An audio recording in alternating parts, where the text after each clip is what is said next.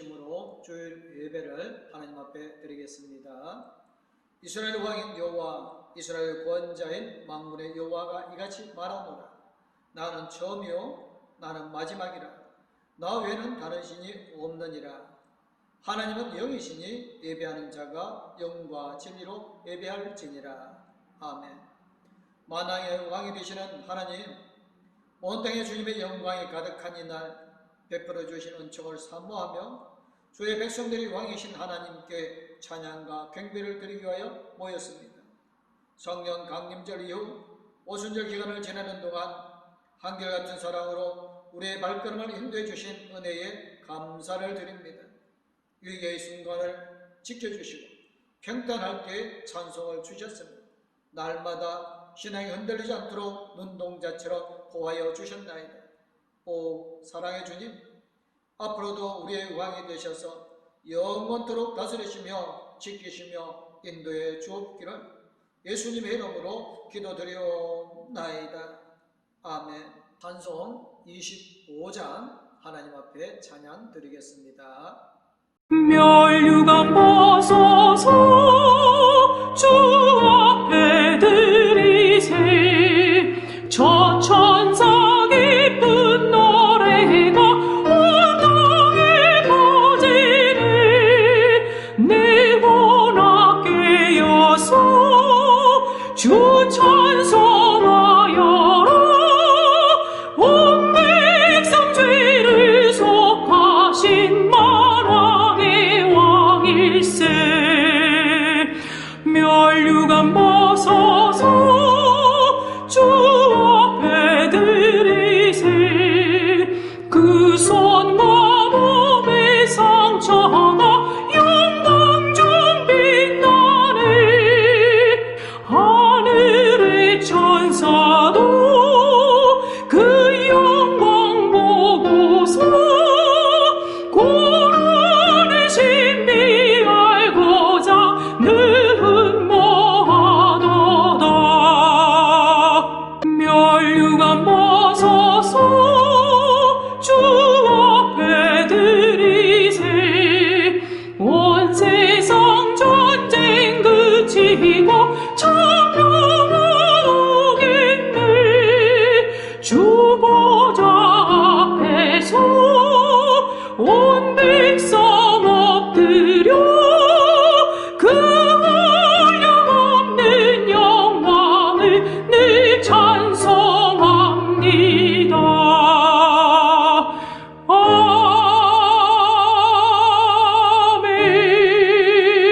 아멘. 사도신경으로 신앙 고백하시겠습니다. 나는 전능하신 아버지 하나님, 전지의 창조주를 믿습니다. 나는 그의 유일하신 아들 우리 주 예수 그리스도를 믿습니다.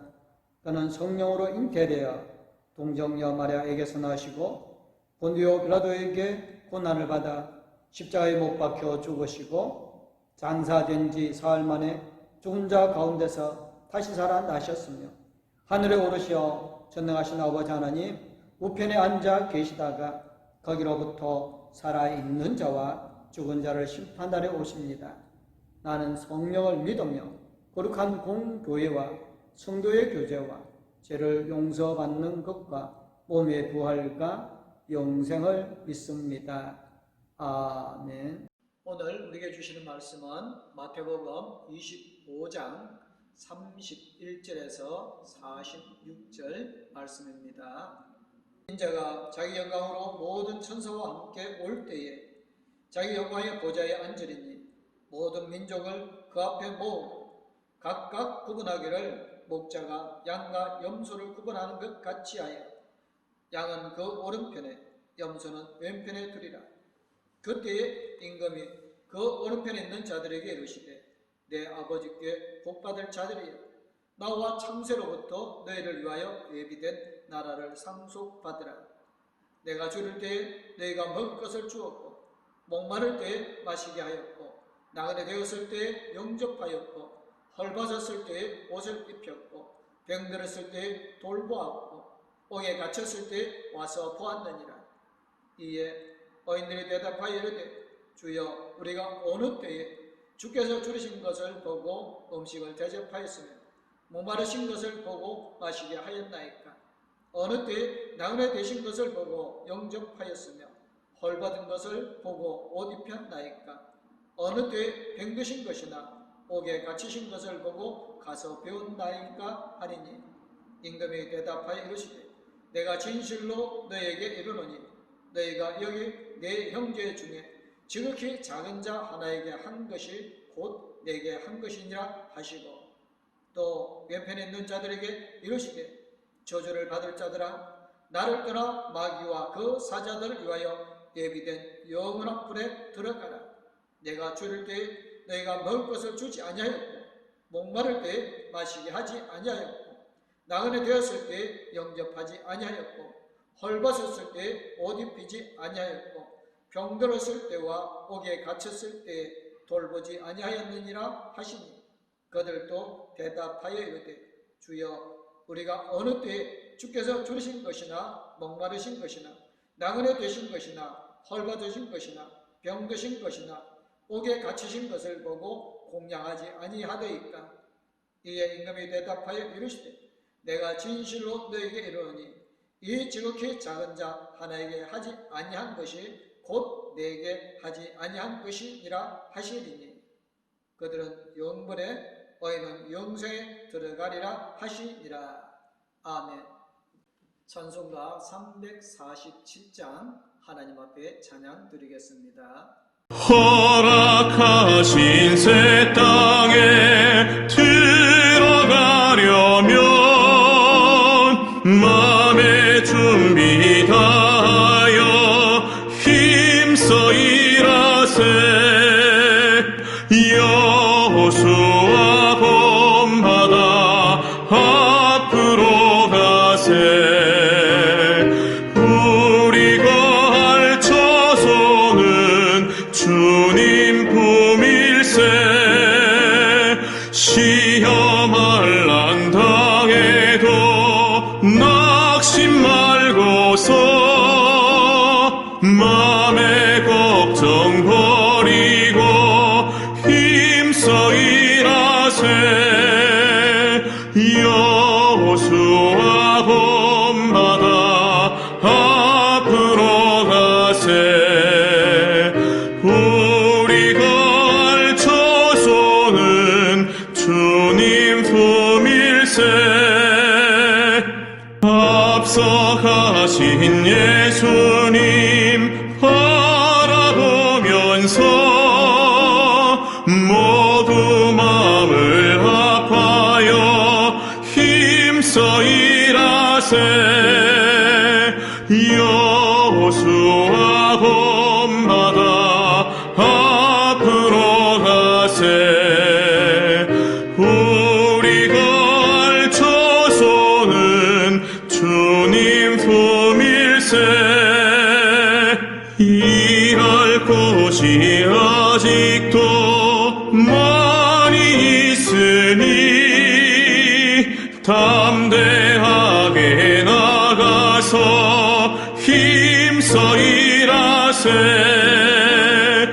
여호수아 본받아 앞으로 가세.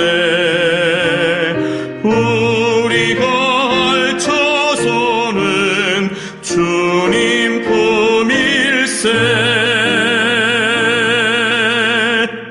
오늘 우리가 읽은 마태복음 25장 말씀은 우리가 너무나 잘 알고 있는 말씀입니다. 그리고 그 의미도 우리가 잘 알고 있습니다. 주님이 말씀하시지요. 너희가 여기 내 형제 자매 가운데 지극히 보잘것없는 사람 하나에게 한 것이 곧 내게 한 것이다. 어떻게 보면 더 설명할 필요도 없는 것 같기도 합니다. 이미 해야 할 이야기를 다 된 말씀이니까요. 하지만 성경은 그냥 기록된 말씀이 아니라 오늘 우리에게 말씀하시는 하나님의 음성입니다. 오늘 말씀도 우리가 다시 읽으면서 다시 음미하고 깨달아야 할 부분이 있을 것입니다. 마지막 때 예수님께서 모든 천사와 더불어 영광에 둘러싸여 오실 때 모든 민족을 그의 앞에 모으신다고 합니다. 그런데 여기서 모든 민족을 어떻게 이해하느냐에 따라 오늘 말씀은 아주 다른 내용이 되어집니다. 전통적으로 모든 민족은 세상 모든 나라, 세상 모든 사람이라고 이해합니다. 마지막 때 예수님이 유대인도 기독교인도 포함해서 세상 모든 사람들을 심판하신다는 것이고, 그게 예수님 재림하실 때 일어날 일이라는 것이 성경의 전체적인 맥락에서 합당한 이해입니다. 그 심판을 통해서 하나님 나라, 영원한 생명에 들어갈 사람과 영원한 불소, 영원한 형벌로 들어갈 사람을 판가름하신다는 것입니다. 그런 맥락에서 오늘 말씀을 보면 심판의 기준이 우리가 누군가에게 무엇을 했는가가 되어집니다. 예수님은 우리가 지극히 보잘것없는 사람에게 한 것이 곧 예수님에게 한 것이라고 하십니다. 그리고 지극히 보잘것없는 사람이 누구인지를 알려주십니다. 35절, 36절, 42, 43절에서 말씀하시는 사람입니다. 굶주린 사람은 우리 가까이에서 혹은 멀리에서 쉽게 찾아볼 수 있습니다. 지금도 가난과 계급과 전쟁과 재해로 먹을 것이 없어 굶주리는 사람들이 있습니다. 아프리카에서, 중동에서, 그리고 우리 주변에서 굶어서 죽는 사람들이 여전히 있습니다. 지금 세상에서 10억의 사람들이 절대 빈곤 상태에 살고 있으며 30억의 사람들이 충분히 먹지 못하고 해마다 6천만 명이 굶주림으로 죽어가고 있고, 그 중에 15세 이하의 어린이는 1만 4천 명이 매년 질병으로 죽는다고 합니다. 몰랐다는 건 핑계가 되지 않습니다. 방송에서도 신문에서도 혹은 길거리 강구에서도 그런 사람들에 대한 이야기가 끊임없이 전해지고 있는데 몰랐다는 건 말이 안 됩니다. 정말로 몰랐다면 그건 나밖에 모르고 살았다는 말이 되겠지요. 목마른 사람도 참 많이 있습니다. 많은 사람들이 깨끗한 물을 먹지 못해서 병에 걸려 죽어가고 있습니다. 우물을 팔 돈이 없어서 그냥 땅에 고인 흙탕물을 마시기도 하고 4시간씩 물통을 쥐고 걸어가서 물을 떠와야 하는 사람들도 있습니다. 가뭄으로 인해서 목이 마른 사람들도 있습니다. 아프리카나 동남아시아 여러 지역에 이런 사람들이 많이 있습니다. 나그네는 외국 사람을 말합니다. 우리나라에 들어와 살고 있는 외국 사람들을 차별하고 학대하는 일, 이를 시켜놓고 임금을 주지 않는 일, 그런 일들이 여전하다고 합니다. 오래전에 프랑스에 사는 한국계 프랑스 사람들, 그러니까 프랑스에서 태어나서 프랑스에서 학교를 나오고 직장에 들어가서 일하면서 사는 사람들의 이야기를 들었는데, 아무리 좋은 대학을 나오고 아무리 능력이 있어도 프랑스 주류 사회에 들어갈 수 없다는 것입니다. 프랑스만 해도 오래전부터 외국인을 받아들였고 관용을 국가의 가치로 여기는 나라인데도 한국 사람이 결코 뚫고 들어갈 수 없는 유리벽이 있다는 거지요. 나그네는 그 사회에서 소외되고 차별당하는, 결코 사회 중심에 들어갈 수 없는 사람들입니다. 산상수훈에서 예수님은 슬퍼하는 사람이 복이 있다, 하나님이 그들을 위로하실 것이다 라고 하십니다. 하나님이 위로하시는 사람을 비난하고 조롱하고 가슴에 못을 박는 모진 말을 하는 사람은 어느 쪽에 서게 될지는 누구나 알 수 있는 일 아닙니까? 그런데 오늘 말씀이 더 무겁게 다가오는 것은 그런 일도 하지 않는 아무것도 하지 않는 사람들도 똑같은 자리에 서게 된다는 것입니다. 무관심한 사람들, 공감하지 않는 사람들은 해롭게 한 사람들과 다를 바가 없다는 것이 오늘 예수님의 말씀이란 것입니다. 이것이 전통적으로 오늘 말씀을 이해온 방식입니다. 그렇다면 우리도 그렇게 하라는 것이 오늘 예수님이 하시려는 말씀이겠지요. 그런데요, 모든 민족을 온 세상 사람들이라고 이해하면 안 된다고 주장하는 것이 있습니다. 성경에서 민족이라는 말은 지금 우리가 이해하는 민족과 다른 뜻이기 때문에 그렇습니다.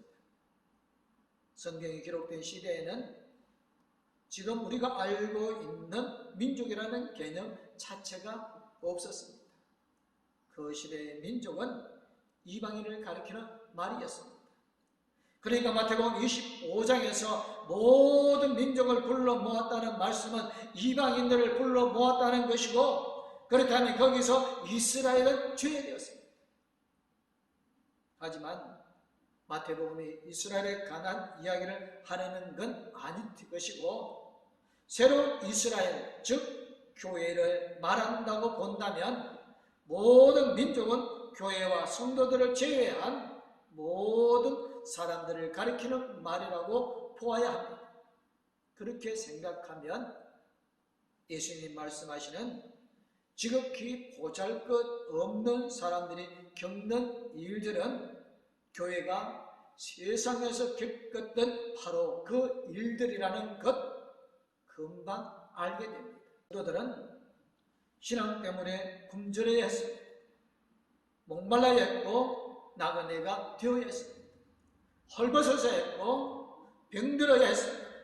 그리고 감옥에 가야 했고 마침내 순교당하기까지 했습니다. 그렇다면 이 말씀을 어떻게 이해해야 할까요? 예수님이 모든 천사와 더불어 영광에 둘러싸여 올 때에 그는 세상의 모든 사람들을 불러 모아서 그들이 한 일에 따라 심판하실 것입니다. 그때 심판의 기준은 그들의 교회를, 성도들을 어떻게 대했는가가 될 것입니다.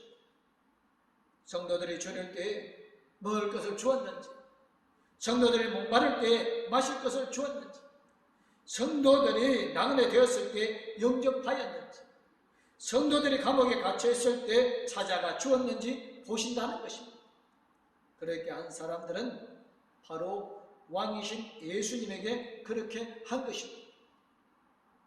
내 형제 자매 가운데 지극히 보잘것없는 사람들에게 한 것이 곧 예수님에게 한 것이기 때문입니다. 교회에서, 성도들에게서 예수님의 모습을 보아야 했고 그들에게 예수님에게 하듯이 해야 했다는 것입니다. 어떻게 보면 이런 해석은 기독교 중심적인 설명이라고 볼 수 있을 것입니다. 하지만 초대교회는 박해를 받는 교회였습니다. 복음을 전하기 위해 하나님 나라를 선포하다가 그리스도의 사랑으로 살려고 세상에서 모진 고난과 아픔을 견뎌야만 했습니다. 말 그대로 줄이고 목마르고 나그네가 되고 헐벗고 병들고 감옥에 갇혀야 했습니다. 하나님이 지켜주신다고 해서 그런 일을 피할 수는 없었습니다. 세상을 구원하시려는 하나님의 일을 하려면 어쩔 수 없이 세상과 부딪혀야 했고 어쩔 수 없이 고난을 받아야 했습니다. 예수님도 그러셨잖아요. 나의 아버지, 하실 수만 있으시면 이 잔을 내게서 지나가게 해 주십시오. 그러나 내 뜻대로 하지 마시고 아버지의 뜻대로 해 주십시오. 라고 마태복음 26장 39절에서 말합니다. 회피하고 싶었지만, 도망치고 싶었지만, 그래도 그리스도인으로 하나님의 자녀로 세상에서 살기 위해서 그 모든 고난과 핍박을 고스란히 당했던 교회를 예수님이 어떻게 사랑하지 않을 수 있겠어요? 그리고 그 고난에 대해 어떻게 보상하지 않을 수 있겠어요? 교회도 예수님처럼 세상에서 고난을 당하고 핍박을 당하고 심지어 순교당하기까지 했습니다. 신앙을 지키는 것은 목숨을 거는 것이었고 참 많은 것을 포기해야 하는 일이었습니다. 마음을 맞으면 다른 뺨도 돌려대야 했습니다. 이 땅에 보물을 쌓아두지 말라는 명령을 받았습니다. 이리 가운데 보내신 양과 같은 삶을 살았고 기아와 가난과 투옥이 기다리는 삶을 살아야 했습니다. 초대교회만 그랬을까요? 종교개혁이 성공하기까지 수많은 개혁자들이 말로 할 수 없는 고난을 견디면서 진리를 바로 세우려고 그 힘든 일들을 감당했습니다. 오늘도 수많은 나라와 지역에서 고난당하고 박해당하는 교회들이 있습니다. 이 말씀은 그들에 대한 그리고 우리에 대한 위로입니다. 그때도 지금도 예수님이 그들과 함께 계시고 그들과 함께 고난당하고 박해를 받으셨고 또 지금도 그리 하십니다. 그래서 그렇게 박해하고 괴롭힌 사람들을 심판하시고 또 그 힘들고 어려운 시절에 성도들을 도운 사람들을 복 주신다고 오늘 말씀을 선포하고 있는 것입니다. 이미 마태복음 10장 42절에서 예수님은 내가 진정으로 너에게 말한다. 이 작은 사람 가운데 하나에게 내 제자로 해서 냉수 한 그릇으로 주는 사람은 절대로 자기가 받을 상을 잊지 않을 것이다 라고 하셨습니다. 오늘 말씀에서 바로 그런 이야기입니다. 예수님 말씀하십니다. 교회의 한 일, 성도들에게 한 일이 바로 나에게 한 것이다. 세상에서 지극히 보잘것없는 사람들로 살아가는 성도들 안에 내가 있다. 내가 그들과 함께 있다. 그렇기 때문에 그들에게 먹을 것을 준 것이 바로 나에게 준 것이고 그들에게 마실 것을 준 것이 바로 나에게 준 것이다. 그들이 나그네 된 것을 보고 영접하고 그들이 헐벗은 것을 보고 입을 것을 주고 그들이 병들거나 감옥에 갇힌 것을 보고 찾아간 것이 바로 나에게 그렇게 한 것이다. 똑같은 이유로 그들에게 그렇게 하지 않는 것이 바로 나에게 그렇게 하지 않는 것이다. 우리가 세상에서 교회로 성도로 그리스도인으로 살아가는 것은 예수님과 함께 사는 것입니다. 내 안에 계신 그리스도와 함께 사는 것이고 내가 아니라 그리스도께서 사시는 것입니다. 그러나 우리에게 하는 것이 곧 예수님에게 하는 것이 되는 겁니다. 예수님은 바로 이 점을 분명하게 선포하고 있습니다. 내 형제자매 가운데 지극히 보잘것없는 사람에게 한 것이 곧 내게 한 것이다. 여기 이 사람들 가운데 지극히 보잘것없는 하나에게 하지 않은 것이 곧 내게 하지 않은 것이다. 둘 중 어느 쪽이 맞는지 따지는 건 아무 의미 없는 일인지 모릅니다. 아마도 둘 다 예수님이 의도하신 것일 수도 있을 것입니다. 결국 두 가지 해석은 모두 하나로 모이게 됩니다. 교회도 성도도 하나님의 뜻대로 살지 않으면 그래서 세상에서 성공하고 세상에서 높아지고 세상에 주는 복을 차지하려고 애쓰며 살면 예수님의 형제 자매 가운데 지극히 보잘것없는 사람 가운데 속하지 않을 겁니다. 교회도 예수님의 형상을 가진 지극히 보잘것없는 사람에게 무관심하거나 그런 사람들을 무시하고 함부로 대하면 양의 무리에 섞여 예수님의 오른편에 설 수 없을 것입니다. 우리가 신실한 그리스도의 제자로 세상에서 하나님의 말씀대로 살려고 발버둥치면 지금도 그때처럼 힘들고 고달프기는 마찬가지입니다. 하지만 그런 우리에게 주님은 말씀하십니다. 내가 곧 너다. 내가 너와 함께 있다. 너의 아픔, 너의 힘든 모든 사연을 내가 다 알고 있고 내가 너와 함께 너의 모든 고통을 견디고 있다.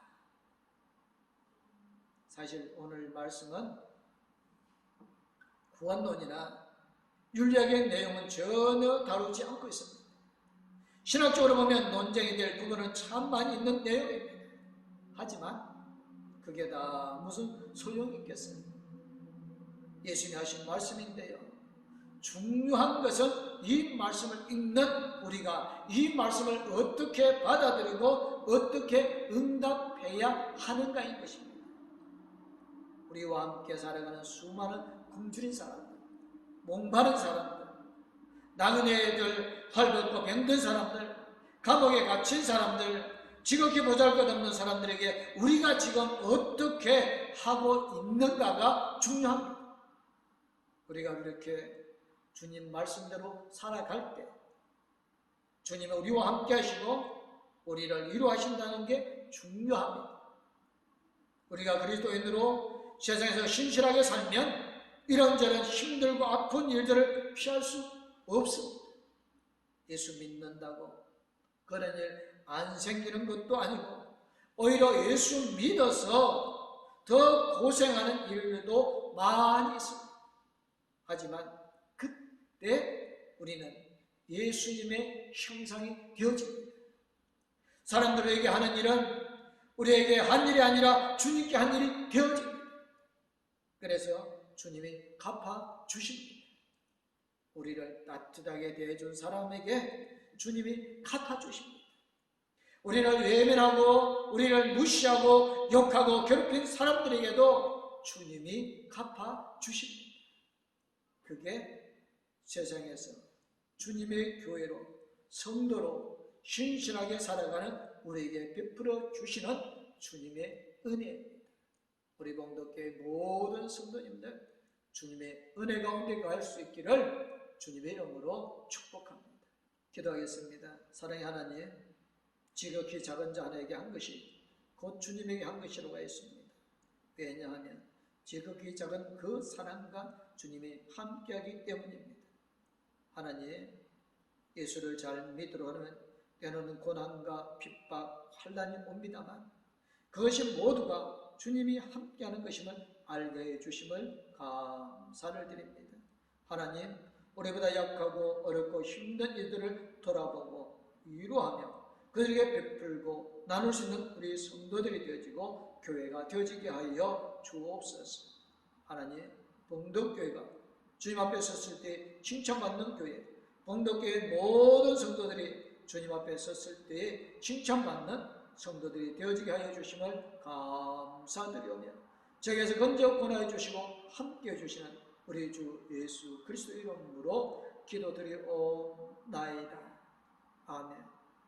이제는 우리의 새 생명을 주시어 이 땅에 오셔서 우리를 대신하여 십자가에 고난 받으심으로 우리를 죄에서 건져 권하여 주신 우리 주 예수 그리스도는 영원토록 우리를 떠나지 아니하시고 우리와 함께 계시며 우리의 힘과 지혜와 능력이 되어주시는 하나님의 그 큰 사랑, 우리 나아갈 길을 영원토록 인도해 주시고 동행하여 주시는 성령님의 감화 감동 위로 교통 충만하신 주님 앞에 칭찬받기를 원하는 봉독교회 모든 성도님들과 가족들 위해 이제부터 영원토록 함께하기를 간절히 축원하옵나이다. 아멘.